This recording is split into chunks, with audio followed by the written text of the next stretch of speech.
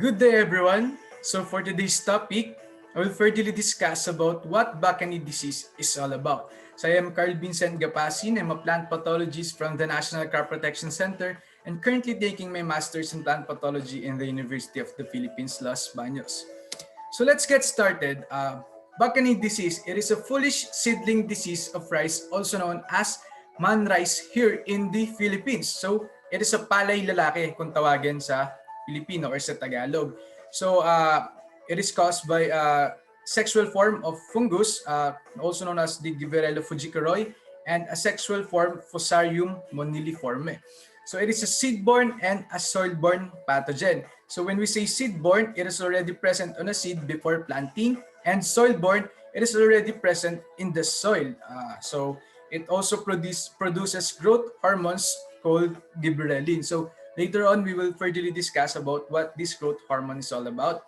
And for the host range of the pathogen, we have the primary host and alternate host. So Bacani pathogen have been reported in, of course, rice, corn, barley, sorghum, sugarcane, and more. So for some alternate host, we have tomato, cowpea, banana, and others. So for the stages of the crop or the crop stages affected, the infection usually occurs during seedling, vegetative, and tillering stage of the rice crop up to post-harvest. So ganun siya kalawak yung damage na kayang gawin ni Bacani disease. So for the taxonomic classification, this pathogen, Giberella fujikuroi, a filamentous fungus, which comes under the phylum Ascomycota of kingdom fungi. So this fungus belongs to class Sordariomycetes, Hypocreales order, and in Nectariaceae family. So Giberella fujikuroi, uh, Giberella punchycula is known to produce ascus and ascospores. So this illustration of life cycle of Giberella fujikuroi is this illustration is originally for from sheet blight disease of rice. So just to give you an idea for what life cycle is all about or looks like. Yan. So again, Giberella fujikuroi is known to produce ascus and ascospores. So this pathogen known to produce a white color of mycelium of mycelium. So normally Sporodokia are not produced. Though if present, they are pale orange in color. So asci are produced under perithecia or ascocarps with oval to spherical shape and a size of 250 to 330 by 220 to 280 micrometer. So asci are 4 to 8 spored piston shaped cylindrical with the size of 90 to 102 by 7 to 9 micrometer. So this pathogen is known to have both macro and microconidia. 3 to 5 septate, apically tapered and slightly slendered macroconidia, and 0 to 1 septate, oval or club shape of flattened base microconidia. So yun yung pinoproduce ni Giberella fujikuroi. So Folifiolides produces false heads which after proliferation forms monophyalides and chlamydospores are not formed. So for the background of this disease, Bacani disease is a rice first recognized in Japan in 1828 pa po. And the word Bacani is a Japanese word that means foolish seedling and describe the excessive elongation often seen in infected plants or infected rice crop. So Bacani is one of the oldest known disease of rice in Asia, causes huge impact on rice production in the region. On the other hand, it has only been observed in California rice since 1999 lang po, and now occurs in all California rice growing region. So for the distribution, Bacani is widely distributed in Asia and has been reported in all rice growing countries of the world except Australia. So this disease is a serious threat po in the Australian rice industry. For survival, dispersal, and disease cycle, so 1965, Can Johnson reported that this Giberella fujikuroi is viable in seed and other parts of the plant if the pathogen stored up to 4 to 10 months at room temperature and more than 3 years at 7 degrees Celsius in cold storage. So ganun katagal yung tinatagal niya pag binigay natin sa kanya yung favorable environmental condition na kailangan niya for for storage. And in 1975, San also reported that Giberella fujikiroi can survive in soil for about 4 months. So ganun siya katagal na kahit hindi tayo magtanim ng host plant katulad ng rice ay andun lang siya sa soil for about 4 months. So it is in the form of thick-walled hyphae or macroconidia. So this fungus can survive in the infected stubbles kept in soil under natural environmental conditions for more than 4 months. It is confirmed po that this pathogen survives long enough. So it's about for 10 months to carry over between seasons, particularly in the position where rice is cultivated yearly and cultivated in the same field. On the other hand, Bacani incidence was found very low when clean seeds were planted in the field. So yun, later we will be discussing about some of the management strategies and some of the favorable environmental conditions. So the conidia of the Giberella fujikiroi are disseminated through wind and water causing new infection in the rice field. So the production of conidia on the disease or dead comes in the field occurs simultaneously with the flowering and maturity of the crop. Consequently, seed infection occurred through airborne ascospores throughout the flowering stage and crop or conidia that contaminate the seed during the harvesting season.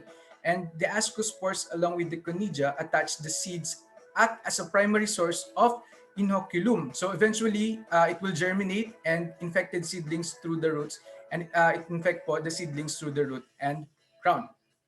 So the fungus can hold up to as a spores on the surface of the rice seeds. So severely infected grain may be discolored po. So in contrast to showing elongated growth symptoms typically of Bacani. And cross-infection may also occur po if water contaminated with fungal spores and mycelium. So the mycelium, sa mycelium naman po when it used for soaking seeds. So uh, symptoms development po is affected by temperature. Later, we will be discussing about the favorable environmental conditions. So for the secondary metabolites naman po, we have this gibberellic acid. It is an essential plant growth hormone also produced by the Bacani fungus. So it is this gibberellic acid is already isolated by the scientists Yabuta and Sumiki 1938. So it is a crystalline compound from a filtrate culture of Gibberella fujikiroi, named as the gibberellins. So the gibberellic acid metabolic pathway genes were identified in fungi, bacteria, and Arabidopsis or from the family Bracaceae. On the other hand, it also now reported in the cereal crops, one of those, the rice. So the genetic and biochemical framework of this gibberellic acid biosynthesis by Gibberella fujikiroi has been well characterized na po. So the gibberellic acid biosynthetic gene are formed in the gene cluster. So these secondary metabolite have been produced by gibberellin found that this is the most potent secondary metabolites for disease production and pathogenicity of Gibberella fujikiroi species. So it's the complexity of this disease po affect the rice production po and affect the rice which may depend on the balance of toxins and growth regulators. So for the impact, the International Rice Research Institute already report that a crop losses up to 20% when outbreaks occurs. So it is from South to Southeast Asia. So Japan already lost about 20 to 50%, India roughly 4%, and Thailand nearly 15%. So the disease is the most serious disease, uh, seedling disease, or it is most serious in the seedling stage. And it is a seed and soil-borne disease of dryland rice, not only in Fiji, in Japan, but also in South and Southeast Asian region. So for detection and identification, so infected seedlings are easily identified po in the field because they are relatively taller, spindly, and pale compared to a healthy seedlings. And later stage infected plants become yellow and begin to wilt po. So mycelial present on the nodes of infected plants are one of the sign of this pathogen. So for some signs na makikita po natin or some distinct signs from fruit, lesions from black or brown in color, and scab or pitting appearance po. From leaf part or leaves, we can observe abnormal colors po, abnormal colors from pale green to yellowish green po, and a fungal growth in the surface of the leaf. So from the roots naman po, we can expect a soft rot or swollen rot, a brown to dark brown in color po. And in seeds or in seed, we can observe a distortion, lesions on seeds, and also rotting po. In stem, we can also observe a discoloration on the bark, a fungus growth on the lesions, and it may also look stunted. Stunted. And for the whole plant, from the start, we can observe a dumping up and early senescence and seedling blight of a rice plant. So for the some detection and identification, some of symptoms that we can observe in the field. So as you can observe in the first picture from the Knowledge Bank Erie, so it is an abnormal elongation. So from pale green to yellowish in color. Then later it will it will uh, later magiging brown na po itong mga discoloration na ma-observe natin. Then from the second picture, empty panicles produced because of the Bacani infection. So from the second picture, you can observe the brownish pale brown color of panicles na wala pong laman. And from this third picture, rice plant with Bacani disease at the right po. So mapapansin po natin na mas mataas siya, then slender and appear chlorotic than this healthy rice crop or rice plant.